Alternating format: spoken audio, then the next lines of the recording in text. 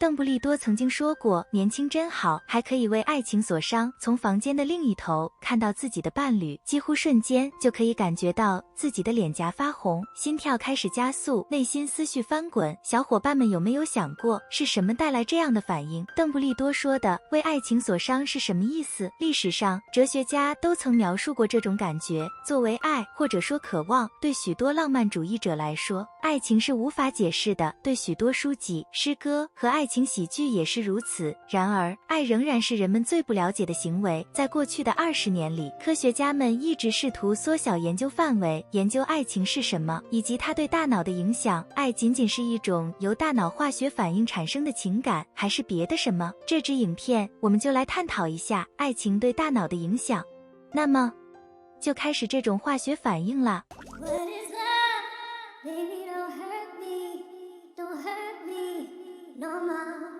想到爱的时候，一个红色的大心脏会出现在我们的脑海中，但它是大脑负责的一切感觉，包括爱。是的，没听错，神经学家《为爱连线》的作者斯蒂芬妮·卡乔波认为，爱是一种生物学上的需要，它就像运动、水和食物一样，对我们的健康至关重要。从神经科学的角度来看，我们可以说爱情在大脑中开花。可能还有小伙伴在问自己，为什么会有无数的短语和歌曲将爱与心联系在一起？那么，为了进一步阐明心的这个问题，卡乔波进行了一系列功能性磁共振成像，发现每次爱情来了，大脑中多达12个区域一起工作，释放化学物质，如感觉良好的荷尔蒙、多巴胺、拥抱荷尔蒙、催产素，甚至肾上腺素，这些都会引起兴奋。只要想到自己喜欢的对象，就足以释放这些大脑化学物质的波。在他的研究中，卡乔波还注意到，每个研究对象的血清素水平显著下降。血清素是一种至关重要的激素，可以调节食欲和干扰性思维，所以血清素水平低，在患有焦虑症和强迫症的人群中很常见。卡乔波说，这就解释了为什么人们在爱情的初期阶段会对小细节着迷，也会花几个小时纠结爱人的短信。所以，如果有小伙伴在做着关于爱人的白日梦的时候放弃了午餐，现在知道原因了吧？一生中会发现自己喜欢很多人和事，这就引出了柏拉图式爱情和浪漫爱情之间的区别的问题。大家对伴侣的爱和对朋友或家人的爱有什么不同？根据剑桥大学的研究，浪漫的爱情不同于柏拉图式的爱情，因为它具有高度的兴奋性或强烈的情感。虽然柏拉图式的爱情也与释放催产素和另一种爱情激素有关，但它缺乏引发浪漫爱情的激情和强度的神经递质。有人可以很快爱上一个朋友或重要的人，但大脑会记录并将感受到的爱分类为不同的催产素，也被称为爱情激素，能激发满足感、平静感和安全感。这些通常与配偶关系有关。由于压抑鼓励了产生长期一夫一妻制关系的行为，与这两种激素作用相关的行为差异，可以解释两种爱的差异。在2005年的一项研究中，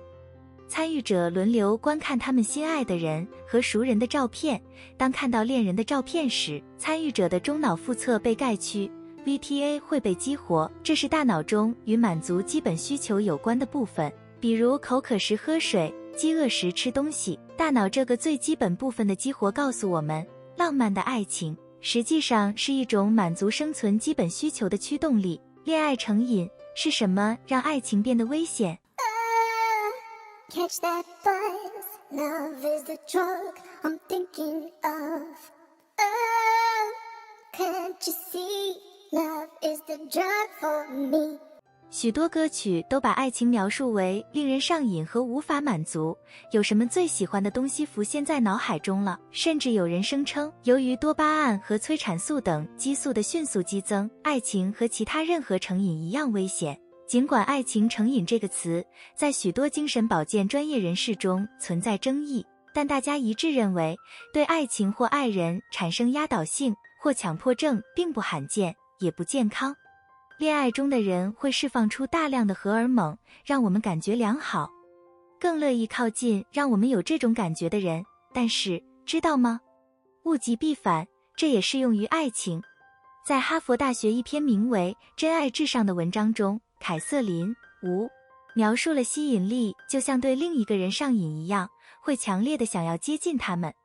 有时会以牺牲自己的日程安排、自我照顾和心理健康为代价，因为大脑里荷尔蒙泛滥。